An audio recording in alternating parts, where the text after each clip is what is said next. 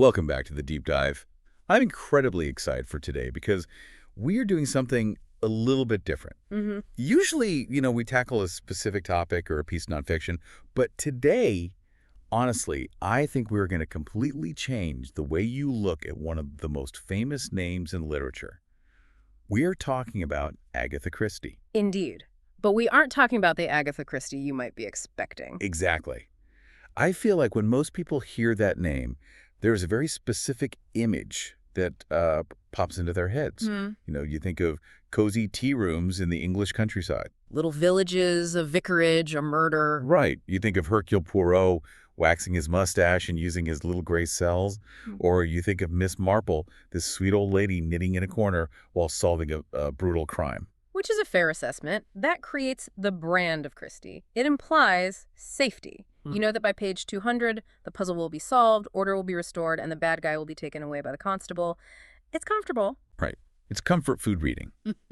But there's another side to Christie, a much darker, more psychological, and frankly, much more disturbing side. Oh, absolutely. It's the side of her writing where the puzzle isn't the point and where order isn't necessarily restored at the end.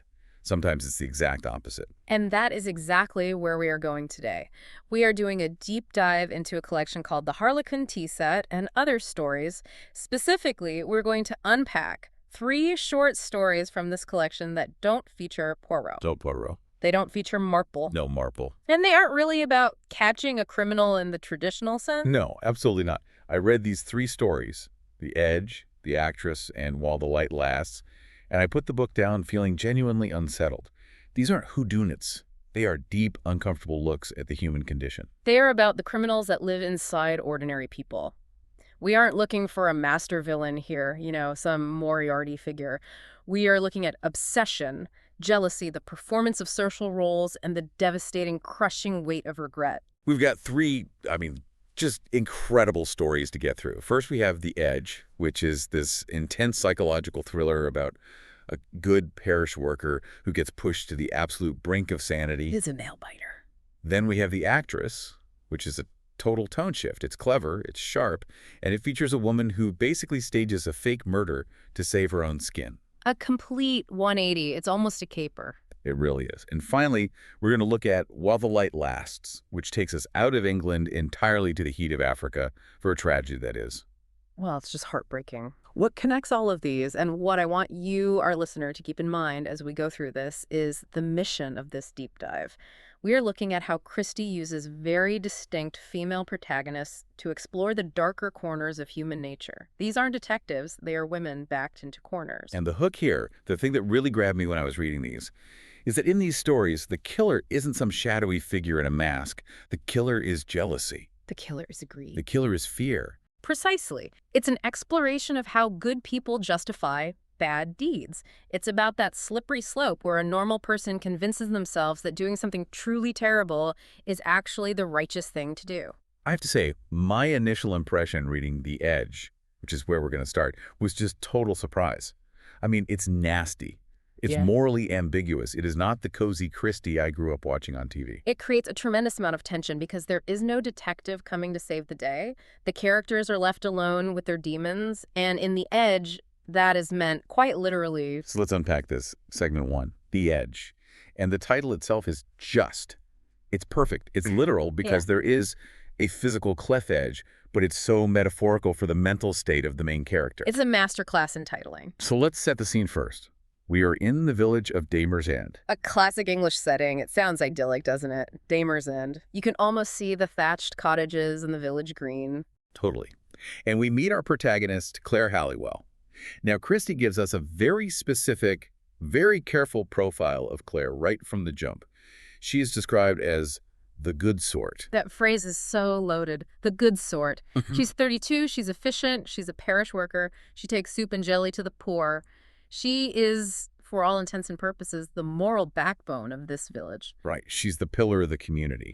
Fresh and pleasant and very English, the text says. She lives alone with her dog, Rover. She keeps poultry. You can picture her instantly. She's the person you trust to water your plants when you're away. She's reliable, she's safe, she's predictable, exactly. But Christie immediately contrasts her with the antagonist of the story, a woman named Vivian Lee. And the contrast couldn't be starker. Not at all. If Claire is the solid earth, Vivian is the flighty wind. Vivian is the bad wife. She's a city girl. She hates the country. She's described as elfin and dainty with red gold hair and violet eyes. She's almost a fantasy creature dropped into this very grounded, very English setting. And crucially, Vivian is married to Sir Gerald Lee. And this is where the tension starts, right? Because Claire loves Gerald. But it's not just a crush. It feels deeper and more painful than that. Oh, she does. And it's a love born of proximity and time and maybe even a sense of entitlement. Claire and Gerald grew up together. In Claire's mind, there was an understanding. It was just assumed. Yes. She believed she was expected to marry Gerald. It was the logical conclusion to their friendship. It was the script she had written for her life. And then, out of nowhere, Gerald goes to London and comes back married to this Miss Harper, Vivian, a girl nobody had ever heard of. You can feel the resentment just radiating off the page. The text mentions Claire's internal monologue, how she feels that pang in her heart every time she sees Vivian. Vivian is the interloper. Vivian is the one who doesn't belong. She's bored by hunting. She loathes outdoor sports. In this very traditional, very structured English village, Vivian is the alien. And Claire feels like she is the one who should be there. That's the key word, isn't it? Should. It is. That sense of entitlement is so dangerous. It's the foundation for everything that happens next. Claire believes the universe made a mistake, a cosmic error, and she is the one suffering for it. So the story really kicks off. The inciting incident revolves around Claire's dog, Rover. And poor Rover gets run over by a car, which, knowing Christie, feels like a bad omen right off the bat. It's a tragic accident, but it serves a vital narrative purpose. It gets Claire out of her routine. It forces her to go somewhere new. Right. Claire loves this dog, perhaps the only thing she truly loves openly. She doesn't trust the local vet with Rover's recovery, so she drives 40 miles to a town called Skippington to see a specialist, a man named Reeves. Then this is where fate, or whatever you want to call it, intervenes. She's in Skippington, Rover's at the vet, and she has time to kill. So she goes to have lunch at the only decent hotel in town, the County Arms. Let's paint the picture of this hotel. It's not glamorous. It's a commercial hotel. It's not a place for high society or romantic getaways. It's where traveling salesmen stay. It smells of floor polish and stale beer. It's drab. Yeah, totally drab. And while she's waiting for lunch, which isn't served until 1 o'clock, which just highlights the rigidity of the place, she starts idly flipping through the visitor's book. Just out of boredom, we've all done it, just looking to see if there's anyone interesting in town. And boom. She sees it. She sees a handwriting she knows, loops and whirls and flourishes. It's distinctive. She knows it's Vivian's handwriting immediately.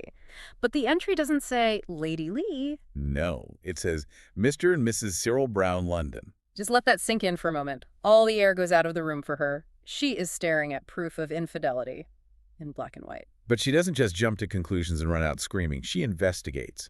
She is methodical. She is. She asks the woman at the desk. She asks about Mrs. Cyril Brown. And the description matches perfectly. Small lady, reddish hair, very pretty, driving a red two-seater Peugeot. It is undeniable. Vivian Lee is at this shabby commercial hotel with a man who is not her husband. And it gets worse. It's not just a one-time thing. The hotel clerk mentions they were there a month ago, and they've come back because they liked it so much. Oh. They are newly married, according to the clerk. So this isn't a one-night mistake. This is a sustained affair. This is the moment where the psychological game begins. This is the deep dive analysis part that I really want to get into, because what Claire does next is just fascinating.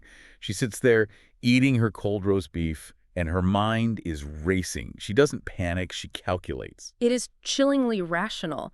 She immediately frames the dilemma in moral terms. She asks herself, what is my duty? Right, her favorite concept. Exactly. She tells herself that Gerald ought to know, that it's her duty as his friend, his oldest friend, to tell him his wife is cheating on him. It sounds so noble when you put it like that. But the text is so sharp here. It says she felt uncomfortable because duty and inclination jumped suspiciously together. That is one of Christie's most brilliant observations in this story, and perhaps in all her short fiction. When what you want to do, which is destroy your rival, aligns perfectly with what you believe you should do, which is tell the truth, you have to be very, very careful. It's a moral minefield. It is. And she admits to herself that she dislikes Vivian. She admits that if Gerald divorces Vivian, the way would be open for her, Claire, to marry him. And that thought makes her shrink back. She feels it's naked and ugly. She doesn't want to be a gossip. She doesn't want to be a human ghoul feasting on the wreckage of someone else's marriage. She's trying to talk herself out of her own desires. And this is where the religious theme comes in, which adds this whole other layer to Claire's character. Earlier in the story, she had a conversation with the vicar. He warned her about spiritual pride. I remember that. He said, even to those people, meaning the people who think they are good, who think they are safe from sin, their hour comes. Watch and pray that ye enter not into temptation. And Claire thinks, is this my temptation? Is this the moment the vicar was talking about? She decides it is, and she makes a decision that she believes is noble. She decides to be the bigger person. She decides she will keep silence. She pays her bill and leaves, feeling this incredible lightening of spirit. She feels virtuous. She feels superior. But the reader in me is just screaming, she's enjoying the power. The text even hints at it. It says it flashed across her mind that it might be a sense of power that made her feel so good. But she dismisses that idea as fantastic. She can't admit it to herself. No, she can't admit to herself that she likes holding the gun. She's in deep denial. She loves the feeling of holding Vivian's life in her hands. She has the ultimate trump card. And that power dynamic shifts so dramatically when she goes to dinner at the Grange, Gerald, and Vivian's home a few nights later. Oh, this scene. This is painful to watch. Claire arrives, but the butler hasn't announced her yet. She's standing in the hall, and she hears Vivian talking inside the drawing room. And Vivian is being cruel, just casually cruel. She's talking to someone about Claire. She says Claire is supposed to be one of the local belles, but frightfully unattractive, really. Ugh, that's just... And it gets worse. She says Claire tried her best to catch Gerald, but he wasn't having any. A good sort, but such a dump. That's what she calls her, a dump.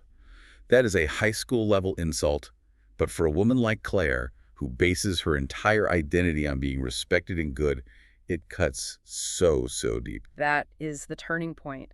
The text says Claire turns white. It says she could have murdered Vivian Lee in that moment. All that Christian charity she built up in the hotel, all that, I'm gonna be the bigger person. Gone. It evaporates instantly. All it took was one insult. So she walks in, pretends she heard nothing, but now the gloves are off. The torture begins. During dinner, she just casually mentions her trip to Skippington. She waits for a lull in the conversation. It's calculated cruelty. It's a performance. She says, I took Rover to Skippington. And she hears Vivian's coffee cup rattle in the saucer. She knows she has hit the target. And then she drops the bomb. Just a casual question. She asked Vivian, have you ever stayed at the County Arms? Rather a decent little pub.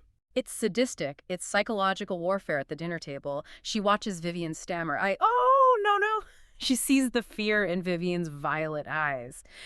And Christie writes that Claire tasted a fullness of power that almost made her head reel. She holds Vivian in the hollow of her hand.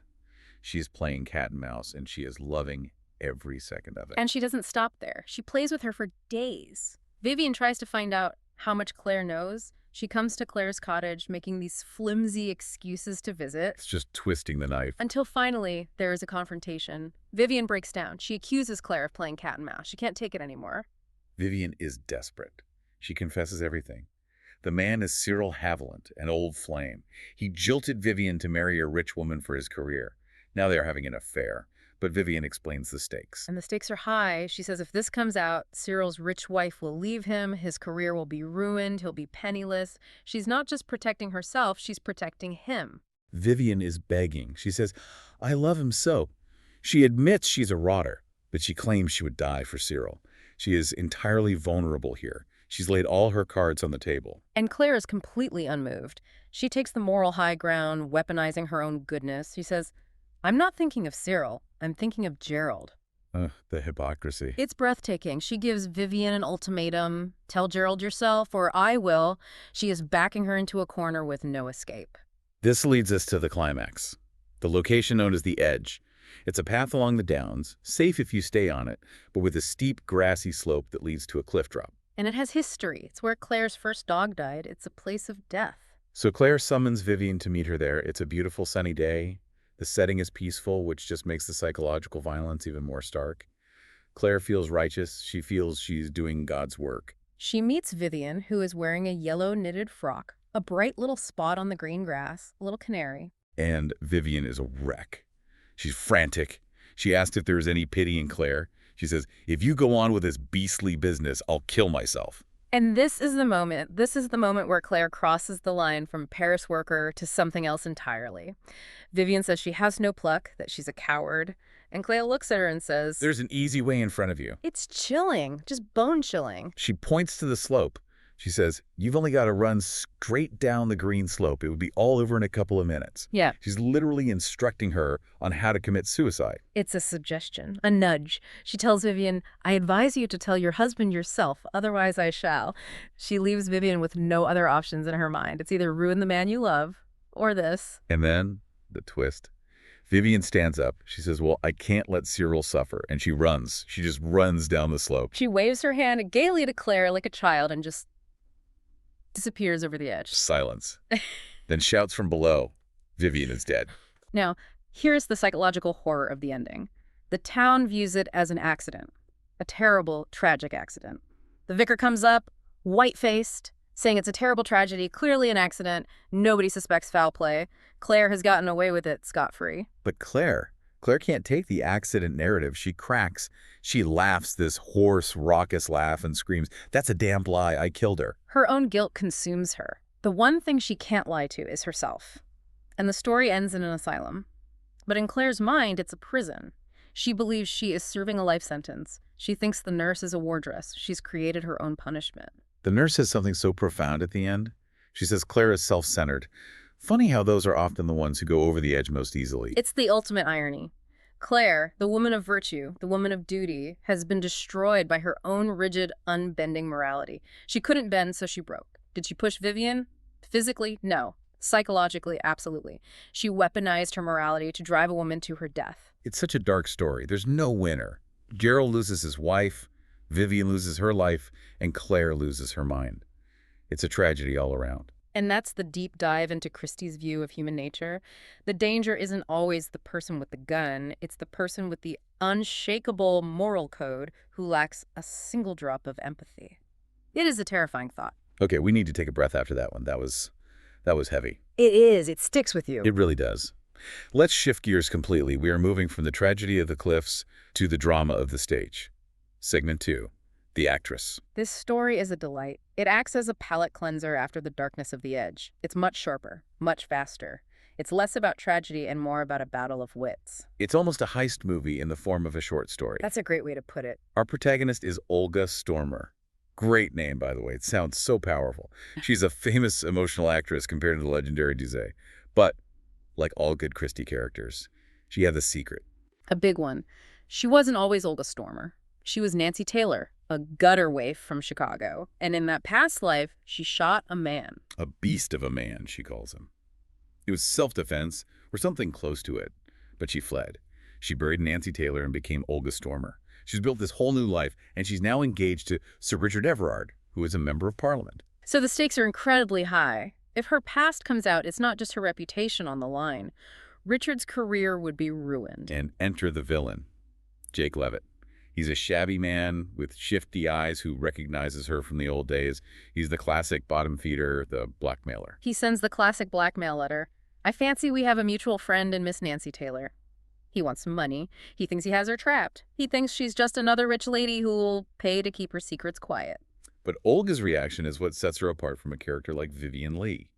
Vivian crumbled under pressure. Olga plots. She gets to work. She calls her manager Sid Danahan.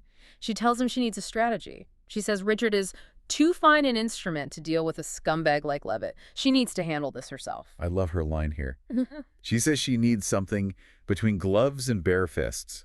She calls it mittens. Mittens. It's a brilliant metaphor. If you use bare fists, you get bruised, it's messy, it's brutal. If you use gloves, you're being too polite, too civilized for a man like Levitt. Mittens. They muffle the blow, but they also disguise the hand.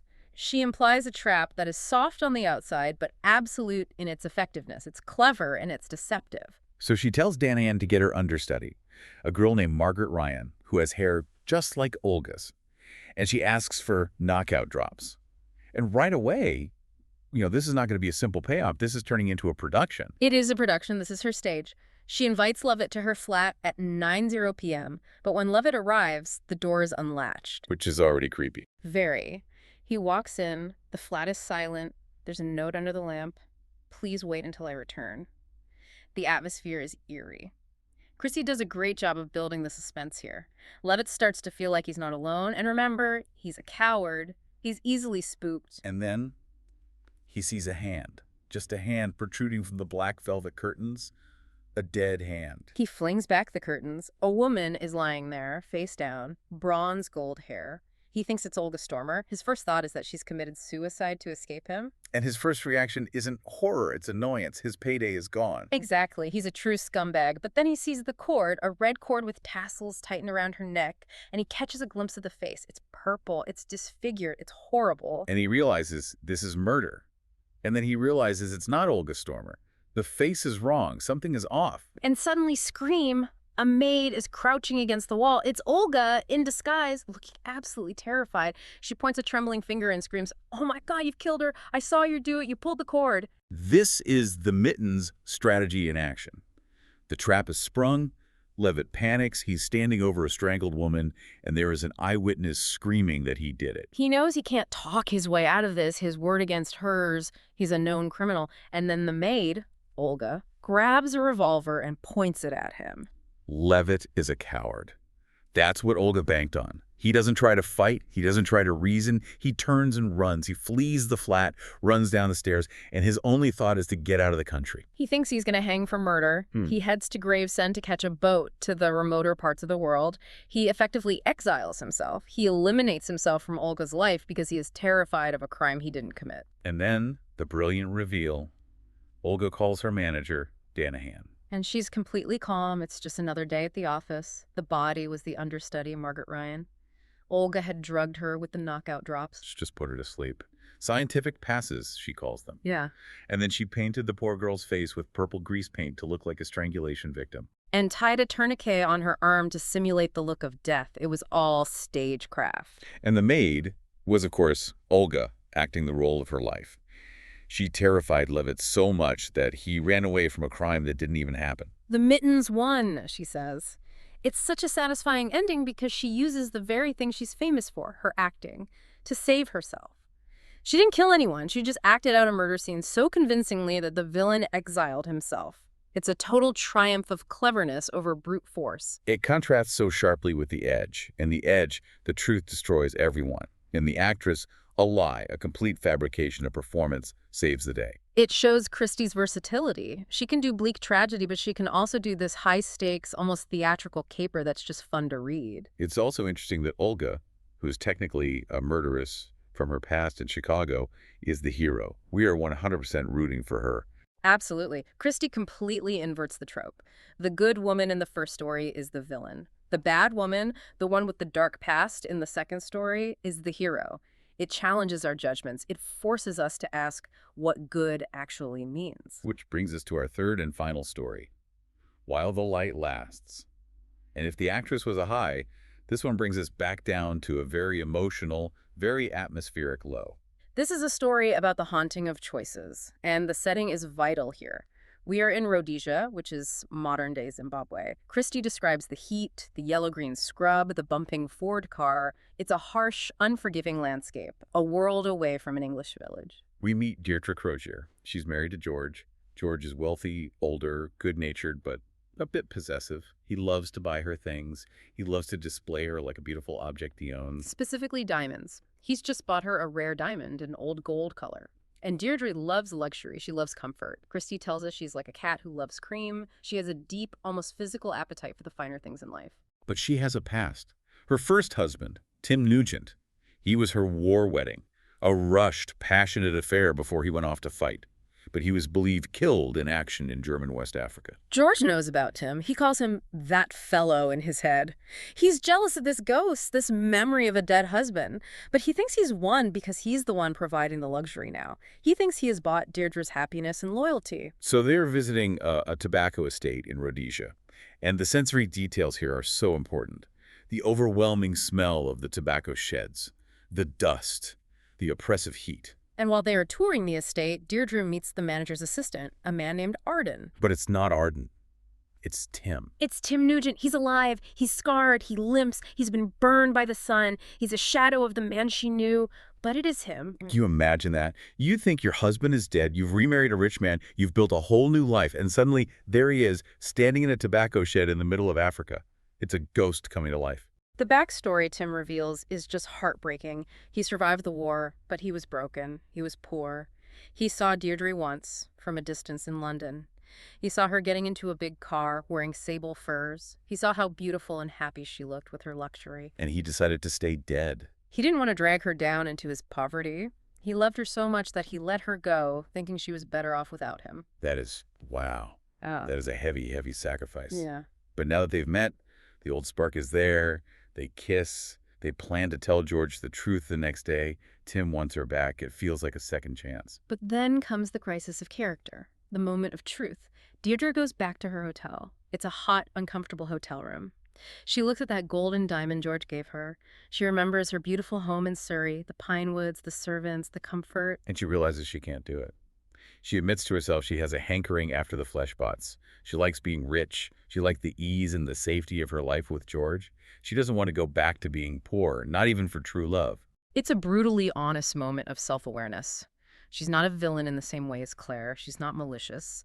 But she is weak. She chooses comfort over passion. But she has to get out of it.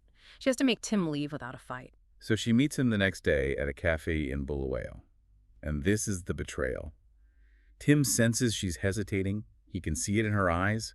He asks her what's wrong. He guesses that she doesn't want to leave George. And to make him stop, to make him accept it and walk away, she lies. It's a cruel, calculated lie designed to end things permanently. Tim asks, is it that there's going to be a child? He thinks she's pregnant by George. And she nods. She just violently nods. She lets him believe she's carrying another man's child, tying her to George forever. It's the ultimate barrier. Tim is a noble man. He would never break up a family. He accepts this. He kisses her hands and leaves. He thinks he is stepping aside for the sake of a child. He thinks he's doing the right, noble thing one last time. And the next morning, George comes in and tells Deirdre the news. The poor young fellow at the tobacco estate shot himself. He shot himself in the dark shed where the tobacco was hanging, the very place where they had their reunion. It's just devastating. Tim didn't just leave. He ended it. He felt he had nothing left to live for. And Deirdre, she knows she caused it. She knows her lie pushed him to do that. The story ends on this incredibly haunting note. Life goes on. She stays with George. But later, George lights his pipe. And the smell of the burning tobacco fills the room. And Deirdre cries out, I can't bear the smell. Wow. She is trapped in her luxury, bound to a man she doesn't love as much as the one she lost, and she will be haunted forever by that sensory trigger, the smell of tobacco. It's a critique of materialism, isn't it? It's a story about the cost of comfort. Absolutely. It asks, what shall it profit a man if he gain the whole world and lose his own soul? That text is actually on the wall of the bedroom in the story. Deirdre gained the world, the diamonds, the furs, the comfort. But she lost her soul, and she lost the only man she really loved. So bringing this all together, we have three stories, three very different women. But as we said at the start, there's a method to this madness. There are clear connections. Oh yeah, there are strong connecting threads. Theme number 1, the power of the past. In all three stories, a figure from the past returns to threaten the present. Right. Vivian has Cyril, her old lover. Olga has Jake Levitt, who knows about her life as Nancy Taylor in Chicago. And Deirdre has Tim, her dead husband, who isn't dead. The past is never really dead in Christie's world. And look at how they each deal with it. Claire weaponizes the past to destroy Vivian. Olga outsmarts the past to save her future. And Deirdre is crushed by the past because she tries to have it both ways. She wants the memory of love, but the reality of money. Theme number 2, the inversion of bad and good women. This is what really stuck with me across all three. This is Christie at her most subversive. Claire is the saint of the village, but she's malicious and cruel. Olga is a murderess and a liar, but she's brave and heroic, and we root for her. And Deirdre is just human. She's not evil, she's just weak. Her villainy is cowardice and greed, which is maybe the most relatable kind of villainy. It really makes you question those labels. Just because someone is a parish worker doesn't mean they are good. Just because someone shot a man in their past doesn't mean they are bad. It's all about context and motivation. Christie is telling us to look deeper, to look at the heart, not the social standing. And finally, theme number 3, the breaking point. The edge. It's literal in the first story, but it's metaphorical in all of them. Vivian is pushed over the edge by fear of social ruin and the destruction of her lover. Levitt is pushed to flee the country by the fear of hanging for a murder he didn't commit. And Tim is pushed to suicide by the lie Deirdre told, by the belief that he had truly lost her forever. Everyone has a breaking point, and Christie's a master at finding exactly where that point is and pressing on it just a little bit until the character snaps. These stories don't rely on a detective finding a clue in the library. They rely on the internal psychology of the characters. The tension comes from watching them crack under immense pressure.